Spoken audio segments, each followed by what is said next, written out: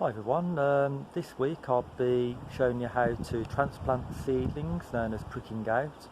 I'll also do a propagator update for you and show you how all of my seedlings are getting on, and also give you an update on the UK weather, which has not been on our side this year at all.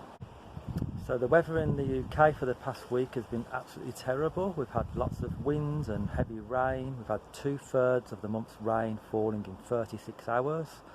We've had really cold temperatures, much colder than normal.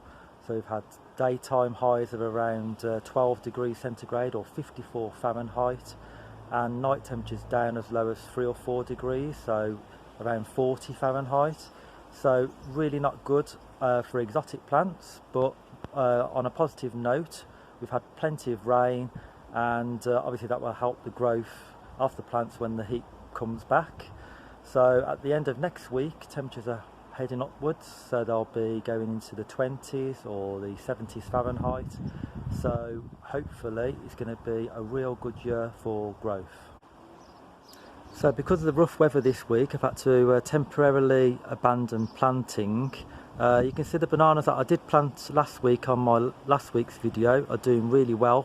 You can see the Morelli is really coloured up beautifully. It's gone really red compared to last week. Obviously the wind has damaged some plants, such as this Musa Sycamensis cross paradisiaca, but obviously I'll cut the leaf off and it will obviously grow lots of new ones, but obviously wind is not the conditions that we want at this time of the year. And the Musa Basjou obviously have been slower because of the cool temperatures, and the Musa Helen's hybrid and the Enseti Montbelliardii settled in nicely, some new growth in the centre.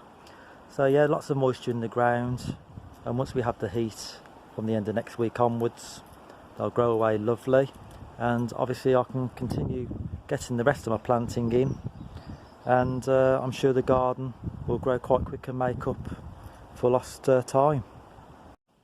So inside my conservatory I've got some Tithonia seedlings here, and also Zinnia Purple Prince seedlings, which I sowed on the 30th of April and on a previous video.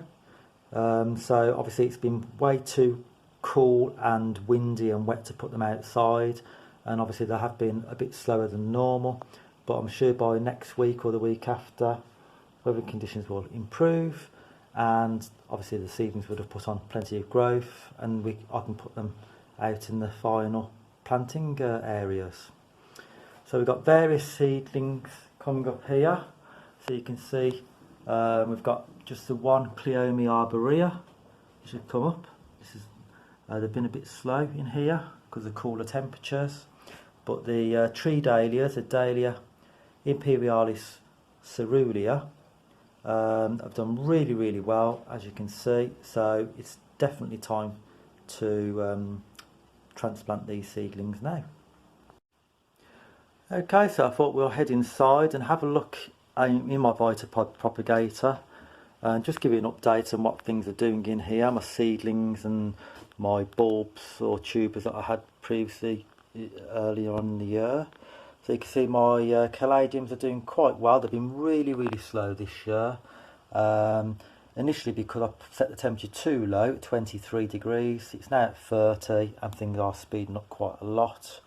So obviously I'll pop these on now. They need a good repot and move them in the conservatory to just grow on a little bit more with some more light. And the same with the Colocasia Black Magic and the Alocasia odora. And you can see that there's a few seeds germinating now. So I've got some Tecoma seedlings, got lovely yellow trumpet flowers, and I've got a Ceiba speciosa, which is a tropical tree. I'm going to keep this as a small tree in a pot, and I'll talk about that in some future videos. I've also got some Caesalpina pulcherrima, which I'll do the same again with these. That's called the Pride of Barbados. Stunning orange and red flowers. And also I've got some Delonix regia, the flamboyant tree from Madagascar. And you can see that all the seedlings have done really well. There's roots coming out the bottom of the pot. So obviously I'll pop them on now. I'll take them out the pot and pop them on individually to give them plenty of room. So really I have left these seedlings a bit late to be pricking them out. So obviously I was just so busy with other things. But there is a way of taking these out without damaging the root system, and that's by knocking them out the pots completely, which I'll show you in a second. Usually you would obviously prick them out as soon as those seed leaves have appeared, before the pot's congested with lots of top growth, and before roots come out the bottom, such as these here.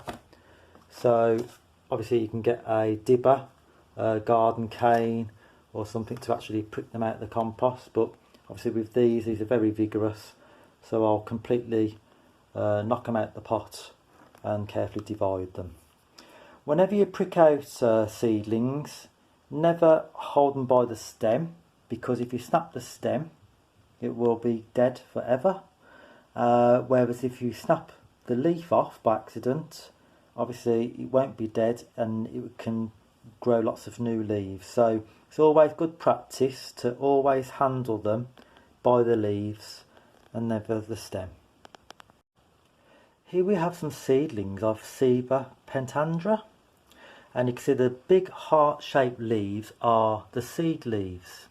These are known as cotyledons, and the second pair of leaves to emerge are the adult leaves or true leaves, and these will be the same shape as the adult leaves on the adult plant.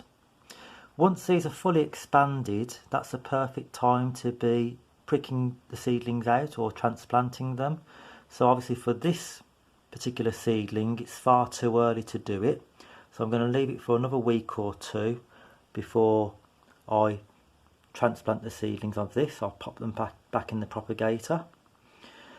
These on the other hand are seedlings of Delonix regia, the flamboyant tree, and you can see the cotyledons here are huge.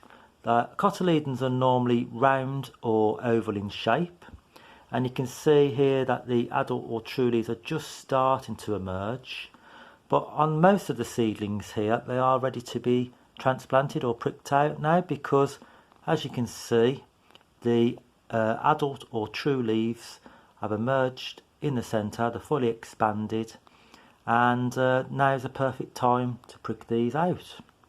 So I'll do that with the Delonix regia, the Caesalpina pulcherrima, the Pride of Barbados, my tree dahlias, Dahlia imperialis cerulea, and I just thought I'd show you the difference between palm trees and compared to these plants here. So all of these in front of us are called dicotyledonous plants. It's because when the seed leaves emerge they're always in pairs, hence dicot, so two cotyledons, two seed leaves, you can see here. But if we move on to a palm, so palms and grasses and gingers are monocotyledonous, so it means that the first leaf to emerge, it's just one single leaf, one cotyledon, so monocot. So you can see this big leaf here was the first seed leaf that's to emerge, and this second leaf here is the adult leaf. So the second leaf is always the adult on monocots, and of course they're very similar to the parent plant as well. So that's the difference between a monocot and a dicot. So on a monocot you have one seed leaf and then the adult leaf, and with a dicot you get two pairs of seed leaves followed by the adult leaf. But on both of them, once the second leaves appear, that's the perfect time to prick them out. So with these tree dahlias here, I'm just going to squeeze around the pot to loosen the compost so that when I tip it out the roots don't get so damaged. Carefully tip them upside down and squeeze, and a bit of a tap, and you can see that I've come out quite nicely. Fantastic root system there, as you can see. And I'll start dividing them now using a pencil, so I can just scrape away part of the compost there and just carefully now just tease them apart. So all got a fantastic root system.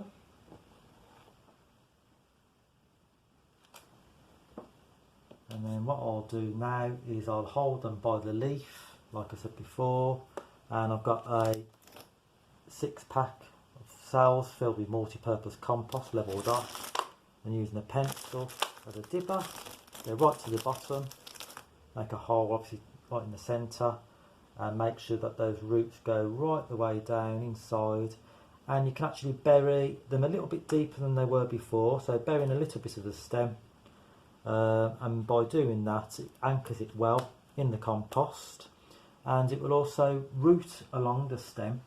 So if the stem is buried a little bit deeper, it will create extra roots along the stem, making obviously a bigger root system and a much healthier plant. So you can see I've got the full root there, nice and long. I haven't snapped them, and always holding them by a leaf, using the dibber or this pencil as a dibber to firm them in. And these will grow away really quickly now. There's food in this compost that will last between 4 and 6 weeks to keep them going, and obviously I can either pop them on again, or I can plant them directly in the ground once I've filled these cells. Obviously it's important to water them straight away after pricking them out, because obviously this is quite dry compost. I want to do that immediately as soon as we've got these in, and of course I will pop the label back in with them as well, so I don't forget what they are. Obviously I grow quite a lot of plants, so some of them look quite similar, or they could be the same genus, so I could have many types of dahlia, so I don't want to get them all mixed up. So finally get the last one in, and then obviously I will now get the watering can and give them a real good soak. Make sure that the water goes right the way to the base of the roots, all the way through the compost. Doesn't hurt to wet the leaves either, to cut down on transpiration rate or water loss through the leaves. And then obviously I'll put the label in now, and I'll pop these in my conservatory where it's very warm and light, and these will grow away quite strongly. Okay, so I've pricked out all these seedlings. As you can see, there's quite a lot that look really strong and healthy, and in the new compost they'll grow away fantastically. Thanks for watching everybody, and I'll see you next week in the warm sunshine hopefully, and hopefully I've got lots of planting done in the garden, and also it's a bank holiday weekend in the UK, so see you then. Thanks, bye.